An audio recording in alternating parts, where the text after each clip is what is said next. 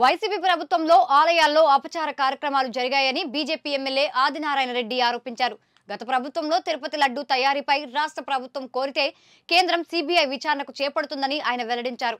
జగన్ పెద్ద డైనోసార్, ఆయన ఏకపక్ష నిర్ణయాలతోనే కీలక నేతలు వైసీపీని వీడుతున్నారంటున్న బీజేపీ ఎమ్మెల్యే ఆదినారాయణ రెడ్డితో మా Amaravati bureau chief Ghalib face to face.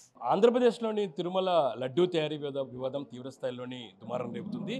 దీని మీద సెంట్రల్ ప్రభుత్వం ఏదైతే ఉందో ఎన్డీఏ కేంద్ర ప్రభుత్వం ఎంతవరకు చర్యలు తీసుకోబోతుంది, దీనిపై మనతో మాట్లాడడానికి భారతీయ జనతా పార్టీ ఎమ్మెల్యే ఆదినారాయణ రెడ్డి గారు ఉన్నారు. మీరు ఇంత దారుణమైన పరిస్థితులు, తిరుమల లడ్డూకు సంబంధించిన దారుణ పరిస్థితులు ఉంటాయని ఊహించారా? దీనికి సంబంధించి భారతీయ జనతా పార్టీ చర్యలు ఈ విధంగా? అసలు జగన్మోహన్ రెడ్డి యొక్క ప్రతి ఒక్క వ్యక్తి, ప్రతి రాజకీయ నాయకుడు దోపిడీకి బాగా ఆయన ట్రైనింగ్ ఇచ్చాడు. నా కొద్ది నేను సంపాదించుకుంటా, నాది పెద్ద మార్కెట్, మీది చిల్లర మార్కెట్ అని వదిలినాడు. అందులో భాగమే టీటీడీలో కూడా అన్యాయం జరిగింది.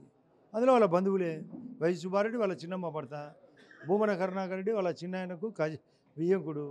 కాబట్టి సెలక్షనే తప్పు, ధర్మారెడ్డిని మరొక సెలక్షన్ తప్పు, అందరిది అదే విధానం. కాబట్టి ఇది జరిగింది. ఇదేం కొత్తగా ఆలోచించాల్సిన పనిలే. ఇది ఇంకా నా దృష్టిలో ఎన్నో జరిగింటాయి. ఎంక్వైరీ చేస్తే ఇంకా బయటకు తీస్తే అన్నీ బయటకు వస్తాయి. లడ్డు ఒకటే ఏదో ఈ కొవ్వు పదార్థాలు వాడినారనేది వాళ్ళ దృష్టిలో ఇదేమి చిన్న పాయింట్ అనుకొని చేస్తుంటారు వాళ్ళు. కారణం దరిద్రమైన ఆలోచన. కాబట్టి ల్యాబ్ రిపోర్ట్ కూడా బహిర్గతం అవుతుంది. ల్యాబ్ రిపోర్ట్లో మీరు పరిశీలించారా? ఎటువంటి అంశాలు ల్యాబ్ రిపోర్ట్? నేను పరిశీలన కాదు, పత్రికలు వచ్చినది, రిపోర్ట్ కూడా చూపించారు, డిస్ప్లే చేశారు రమణారెడ్డి గారు. అది మీరు కూడా వెరిఫై చేసుకోవచ్చు, ఆన్లైన్లో చూడొచ్చు కూడా. ఫైనల్లీ ఇటు వైసీపీ నుంచి చాలామంది నేతలు ఇమడలేక బయటకు వస్తున్నారు. వైసీపీలో మీరు ఉన్నారు కూడా పరిస్థితి ఉంది. ఎందుకు ఇమడలేకపోతున్నారు అనేది కూడా మీరు ఏమంటారు? అసలు ఆ పార్టీ అయిపోయింది కదా, ఇప్పుడే చెప్తే కదా డైనోసార్ కాబోతుంది.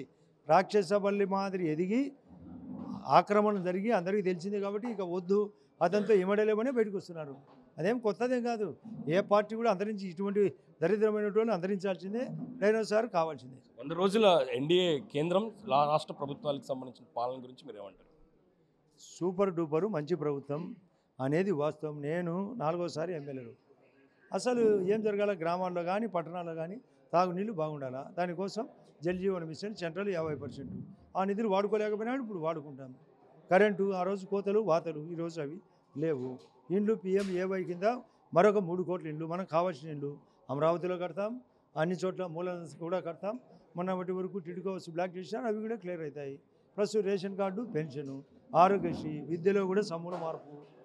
కాబట్టి ఏ ఐటెం కూడా వెతుకుతాం. రోడ్లు పగిలిపోయినాయి, రోడ్లు మళ్ళీ దాన్ని అతికేయాలా, అది ఖచ్చితంగా జరుగుతుంది. సెంట్రల్ సపోర్ట్ ఉంది. నేషనల్ హైవే కూడా ఈరోజే జనార్దన్ రెడ్డి గారు స్టేట్మెంట్ ఇచ్చారు, మాకు 6,000 కోట్లు ఇస్తున్నారు, అదనంగా మాకు రోడ్లకు ఒప్పుకున్నారు అని. కాబట్టి ప్రతి ఒక్కరు ఎంటర్ అవుతారు, ఒకరి మీద ఒకరు సాయం చేసుకునే పరిస్థితి వచ్చింది.